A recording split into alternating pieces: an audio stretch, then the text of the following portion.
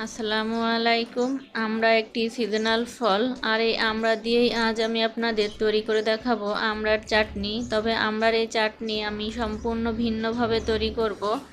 তো আমড়ার চাটনি তৈরি করার জন্য এখানে আমি 600 গ্রাম পরিমাণ আমড়া কেটে ভালোভাবে ধুয়ে নিয়েছি। এবার আমি আমড়াগুলি সিদ্ধ করে নিব। প্রথমে চুলায় একটি প্যান বসিয়ে এখানে আমি 3 কাপ পরিমাণ পানি নিয়েছি।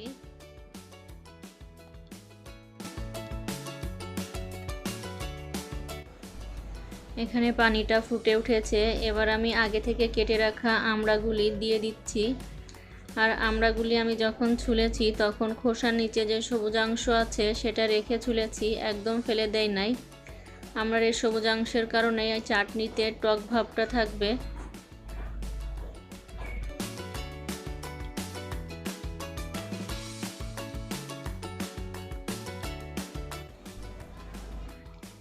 এখন একটি ঢাকনার সাহায্যে ঢেকে আমি আমড়াগুলি 15 মিনিটের জন্য সিদ্ধ করে নিব।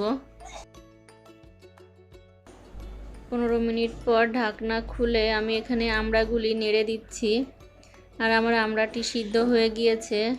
যখন দেখবেন আমড়ার ভিতরে একটা স্বচ্ছ ভাব চলে এসেছে তখন বুঝবেন আমড়াগুলি সিদ্ধ হয়ে গিয়েছে।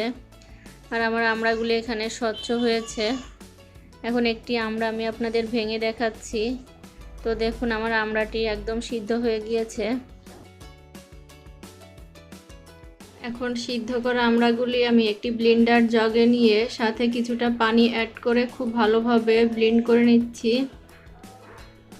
তো এখানে আমার আমড়াগুলি ব্লেন্ড করা হয়ে গিয়েছে। এখন আমি আমড়াগুলি একটি ছাঁকনির সাহায্যে খুব ভালোভাবে ছেঁকে নিব, যেন ভিতরে আমড়ার কোনো কাটা না থাকে। তো আমি এখানে আমড়াটা খুব ভালোভাবে ছেঁকে নিয়েছি।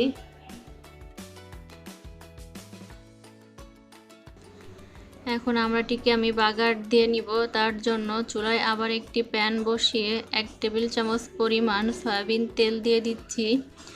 আর আমড়ার এই চাটনি তৈরি করতে আমি খুব বেশি মশলা ব্যবহার করব না।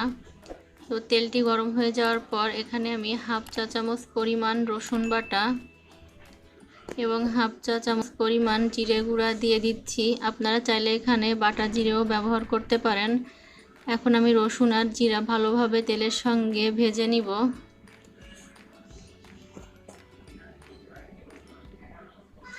এখানে আমি মশলা ভালোভাবে ভেজে নিয়েছি।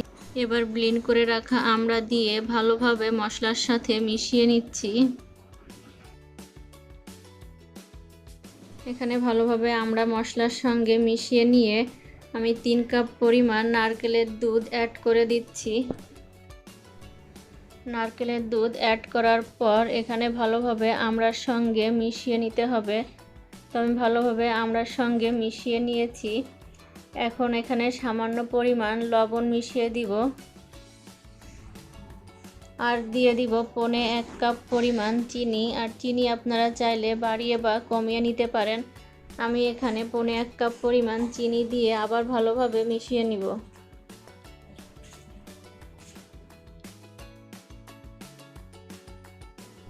এখন চুলার আঁচ মিডিয়ামে রেখে অনবরত নাড়তে হবে। নাড়ানো বন্ধ করা যাবে না, তাহলে নিচে থেকে ধরে যাওয়ার সম্ভাবনা থাকবে।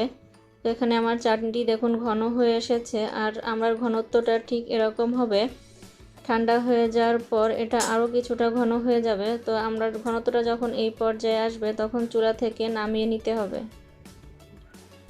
তো তৈরি হয়ে গেল আমড়ার টক মিষ্টি চাটনি। আর আমার রেসিপি যদি আপনাদের ভালো লেগে থাকে আমার চ্যানেলটি সাবস্ক্রাইব করবেন আর অবশ্যই একটি লাইক দিবেন।